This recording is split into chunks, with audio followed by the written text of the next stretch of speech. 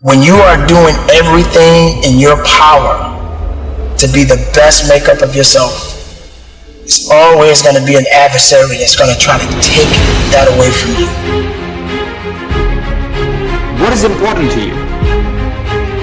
When I genuinely look at my life, I see there are a few things that really matter. Freedom really matters to me. Unfortunately, even when people know what matters to them, they usually spend more time on minor things. Things like gossip, a celebrity love affair, or how their neighbor Tina doesn't care for her kid enough. We call it a rough patch, a speed bump, a dark place. There are so many words we can use to describe difficult times in life.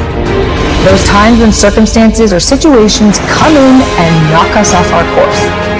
Most people imagine things they want, dream about it, but they never really do anything about it.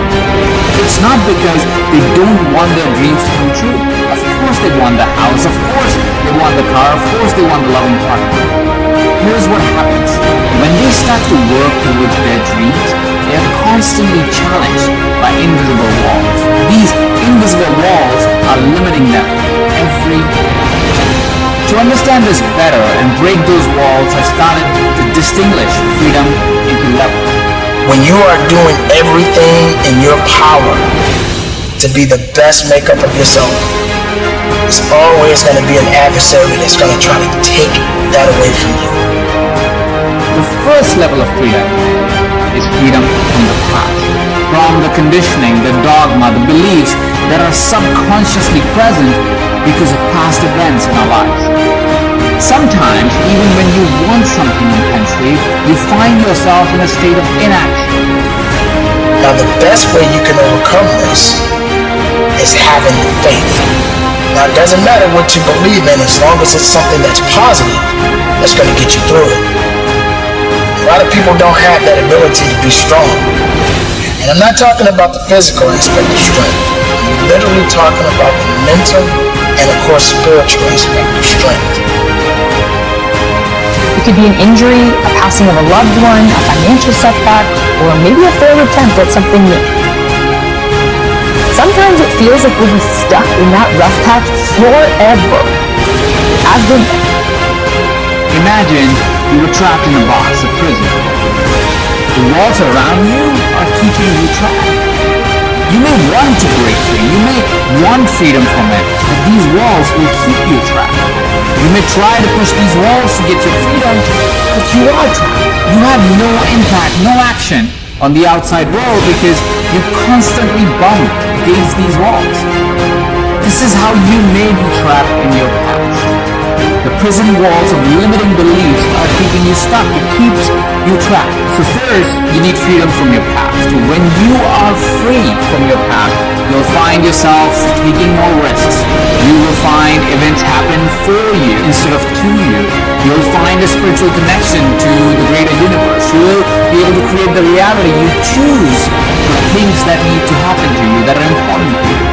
You will live your truth daily. You'll feel empowered, and any self-judgment will start to fade away.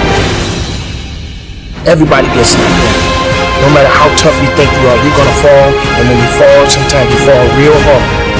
That ground is a hard surface, and I'm gonna tell you something, it ain't gonna move because you're landing. So you need to rise up, and you need to rise above it, and you need to start moving. Once you're free from your past, you will start seeing the infinite possibilities that life will present to you. Then you'll likely hit the second wall. That is your future and the fear around it. The second level of freedom is from your future. Imagine a life where you are free of worry, you are free of beliefs that haunt you, you are confident. Imagine owning the stage, impacting those lives, traveling first class. Imagine living in abundance. Imagine a life where you get to do what you want to do. When you get knocked down, how long are you gonna stay down? When you lose your job, when you lose that loved one, regardless if it's your husband, your wife, your child, whatever it is, do you have the ability to go through the hurt and the pain of that loss?